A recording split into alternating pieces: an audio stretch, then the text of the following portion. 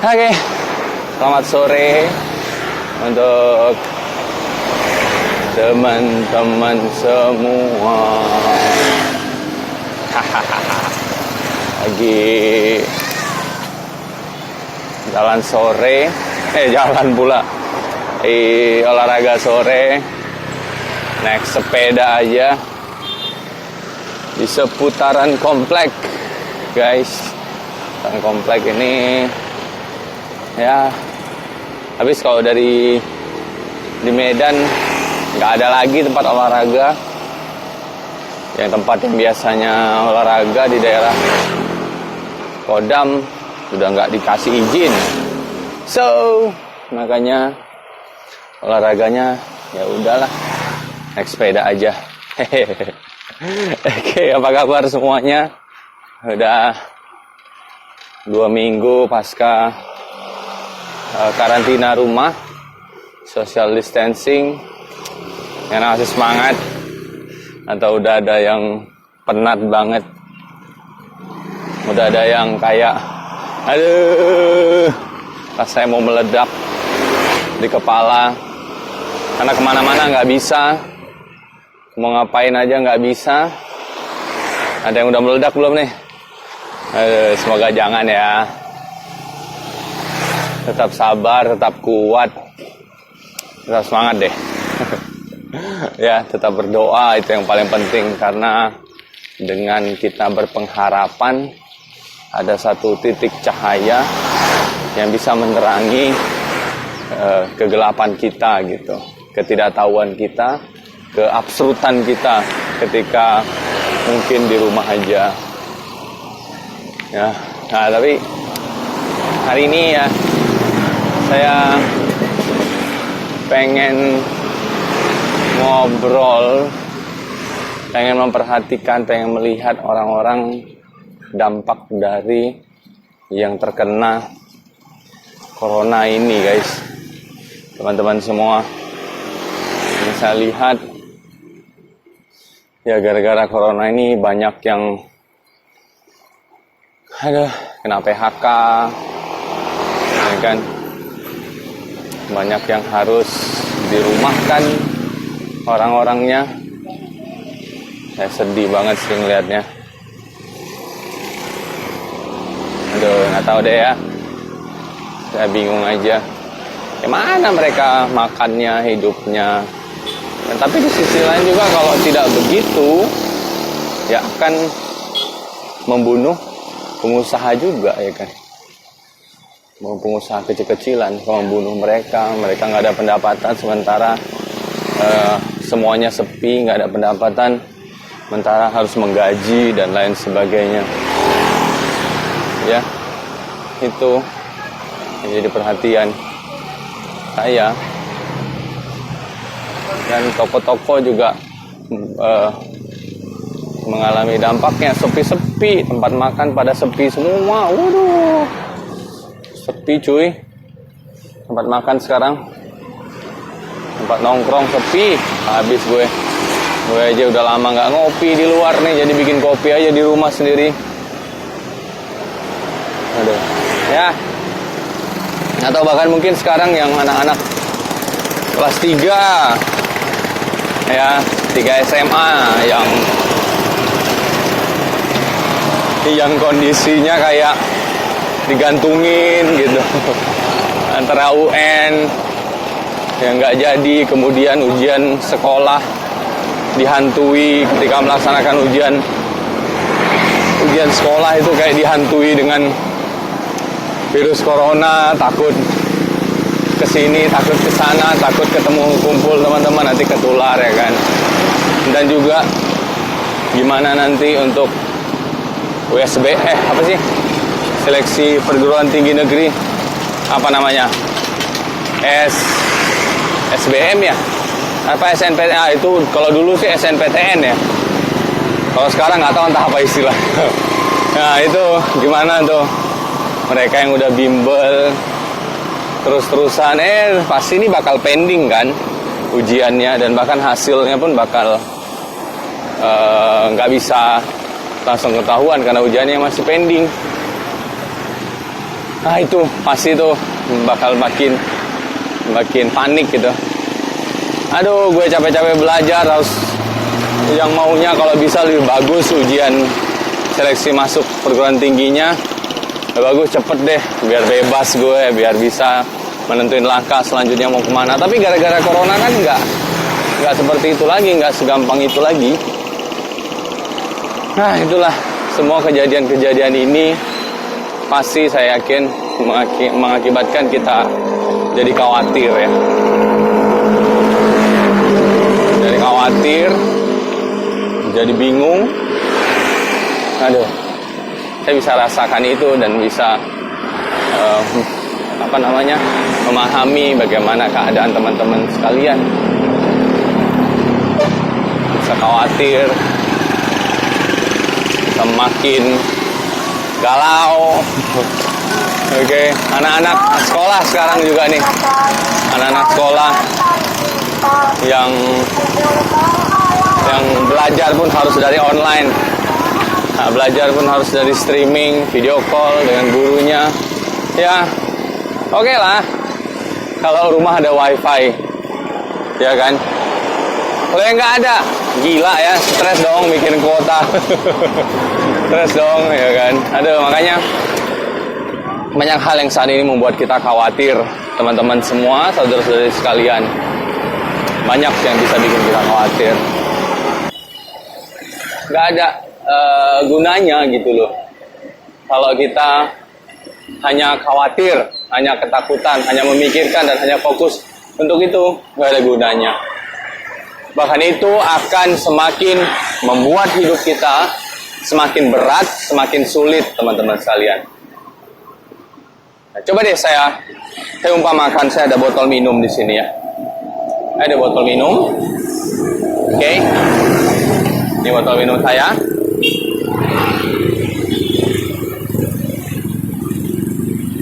Ini botol ringan, betul? Ini nggak berat. Satu tangan pun bisa kita pegang. Satu tangan bisa kita pegang.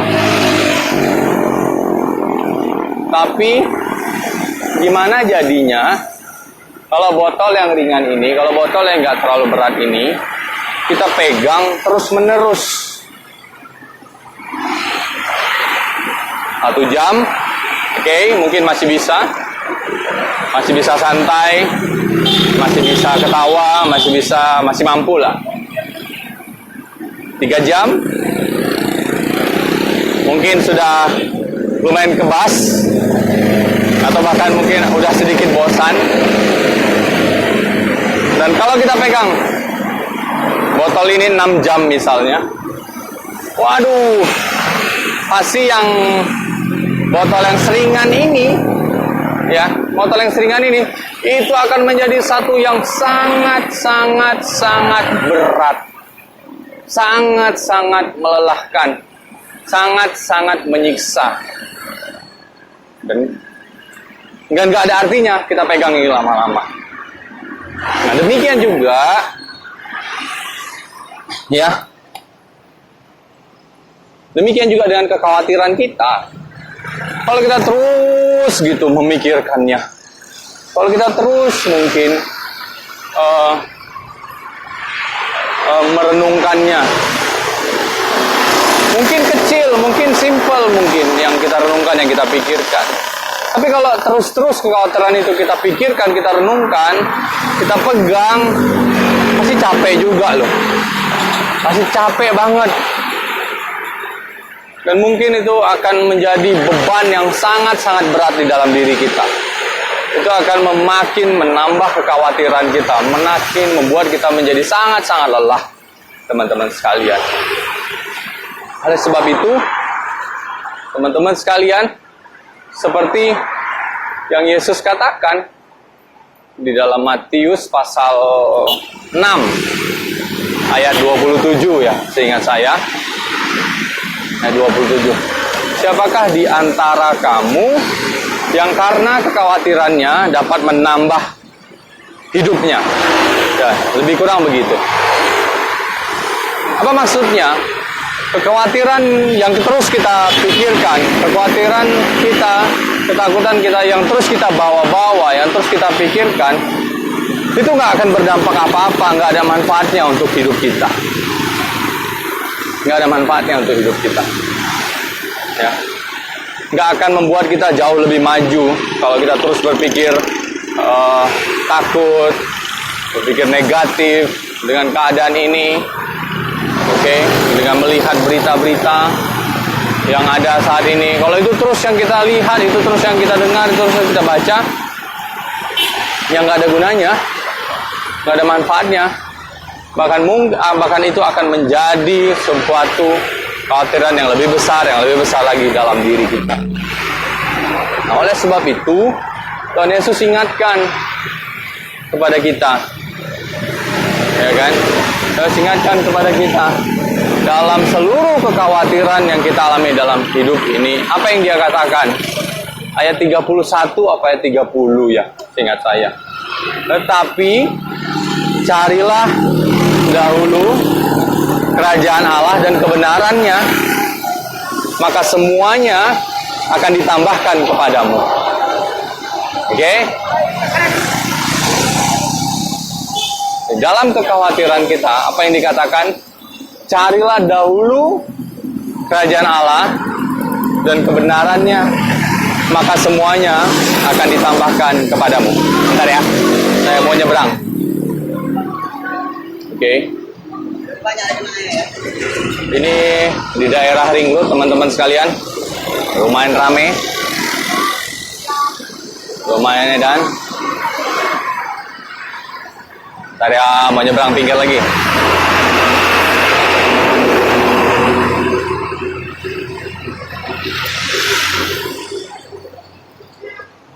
Oke. Ya, kita ulang ya. Tapi di dalam kekhawatiran kita yang saat ini kita rasakan, apa yang Tuhan Yesus ingatkan, apa yang Tuhan Yesus katakan. Tetapi carilah dahulu kerajaan Allah dan kebenarannya, maka semuanya akan ditambahkan kepadamu. Dia katakan, carilah dahulu teman-teman sekalian kerajaan Allah. Cari dahulu kerajaan Allah. Nah, ada apa dengan kata cari ini? Ada apa dengan kata cari? Ya, saya percaya ketika kita mencari sesuatu, oke, tentu kita akan fokus kepada objek tersebut, objek yang kita cari tersebut. Ya, ketika kita mencari sesuatu, anggaplah gunting kuku kita sedang cari. Oke, kita akan terus fokus di mana gunting kuku, kemana aku naruhnya minggu lalu, bagaimana, di mana aku simpan, di mana tempatnya, apa yang kuat. Bagaimana dari situ kita pasti fokus pada gunting kuku, dan ketika fokus pada gunting kuku, misalnya ya, maka kita akan lupa pada hal-hal yang lainnya. Nah, kita akan lupa pada hal-hal yang lainnya. Demikian, ya. Demikian ketika kita sedang mencari Tuhan, mengenal Tuhan, di dalam seluruh kekhawatiran kita, fokus kita itu adalah kepada Tuhan. Itu dia. Oke? Fokus kita ingin mencari tahu, ingin mengenal Tuhan lebih dalam lagi. Dan dalam proses pencarian itu, tentu kita mendapatkan informasi, tentu kita akan mendapatkan pengetahuan, tentu kita akan mendapatkan pengenalan tentang Tuhan, teman-teman sekalian. Nah, ketika kita sudah mendapatkan informasi ini, nah, informasi yang lama mengenai corona, korbannya berapa, bagaimana yang sudah meninggal, bagaimana seremnya penyebarannya, bagaimana orang-orang yang memanfaatkan keadaan, jual masker mahal, jual hand sanitizer mahal, Dettol mahal, semua mahal yang berhubungan dengan itu. Ya, semua mahal.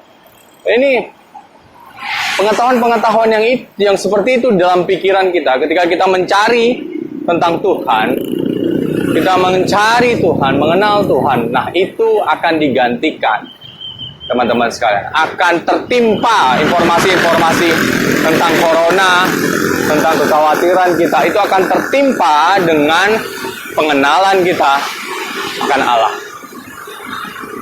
Oke?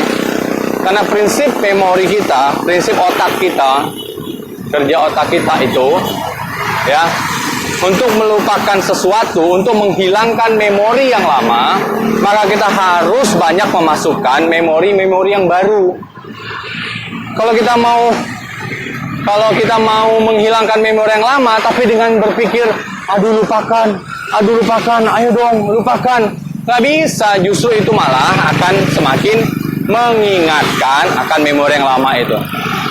Nah, tapi dengan ketika kita mencari Tuhan dalam kekhawatiran kita, dalam ketakutan kita, ya, kita mencari Tuhan, akan masuk informasi-informasi yang baru, akan masuk firman-firman dalam pikiran kita, dalam hati kita, akan kita rasakan pengalaman kita dengan Tuhan, dan dari situ akan menggantikan kekhawatiran kita terhadap keadaan ini dengan pengharapan dan iman yang semakin teguh kepada Tuhan, teman-teman sekalian.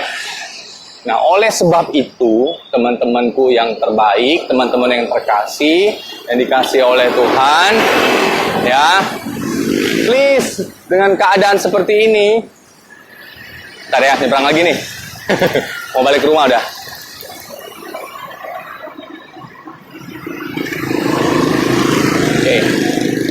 Oke, please, dengan keadaan yang seperti ini, ya, ketika kalian di rumah aja, ketika kalian men-scroll Instagram, kemudian melihat quotes-quotes tentang firman, atau bahkan video-video singkat tentang renungan, tentang firman Tuhan disampaikan oleh pendeta-pendeta, hamba-hamba Tuhan, jangan di-skip, jangan di-scroll aja.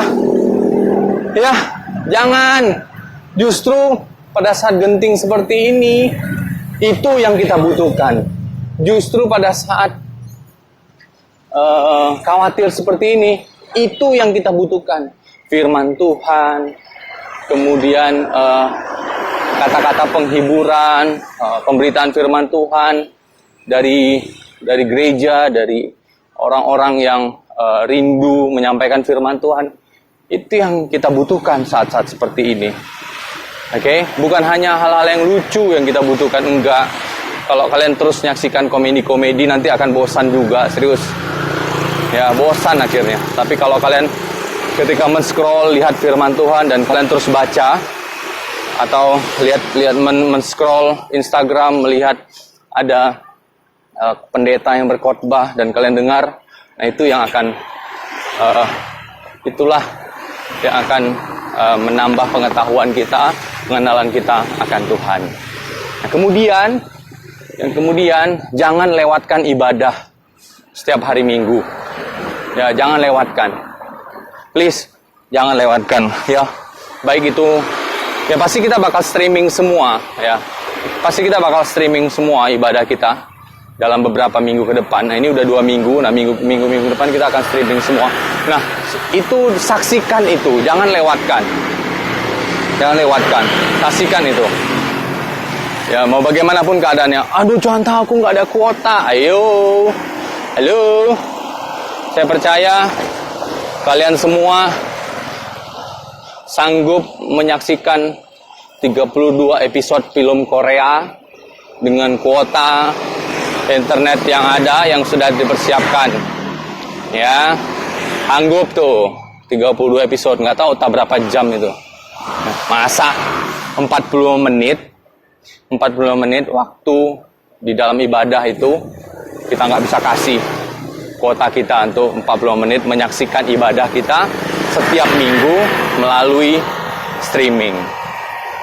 Oke, teman-teman sekalian, saya rindu dalam keadaan seperti ini, dalam keadaan khawatir seperti ini, ya kita walaupun di rumah, kita terus mencari Tuhan, mengenal Tuhan. Melalui sebuah pertumbuhan iman di dalam Tuhan, sehingga kita tidak akan menjadi manusia-manusia yang ketakutan, yang khawatir lagi. Oke, itu saja yang mau saya sharingkan teman-teman sekalian. Aduh, agak panjang ini ya ngobrolnya. Ya, sambil saya naik sepeda santai menikmati matahari. Beginilah mengisi waktu-waktu ini. Oke, tetap semangat teman-teman sekalian. Tetap terus berdoa untuk setiap perkembangan mengenai corona, penanganan corona, dan juga tetap doakan juga orang-orang yang terus mendukung kalian, baik itu orang tua, saudara, keluarga yang terus mensupport kalian ya. Doakan mereka mungkin ada juga yang masih bekerja terus, ada juga yang masih melakukan aktivitasnya demi mencukupi seluruh kebutuhan hidup ini. Doakan mereka supaya Tuhan lindungi, Tuhan jaga. Doakan juga pemerintah ini, seluruh aparat semuanya yang mendukung penanggulangan corona ini, biarlah Tuhan lindungi, Tuhan jaga. Oke, itu saja sharing saya hari ini. Semoga bisa memberkati, semoga bisa bagi kita yang khawatir boleh diingatkan kembali bahwa biarlah kita rindu terus mencari Tuhan, mengenal Tuhan. Karena di dalam Dia iman kita boleh bertumbuh, pengharapan kita boleh diteguhkan. Tuhan Yesus berkati. Bye-bye.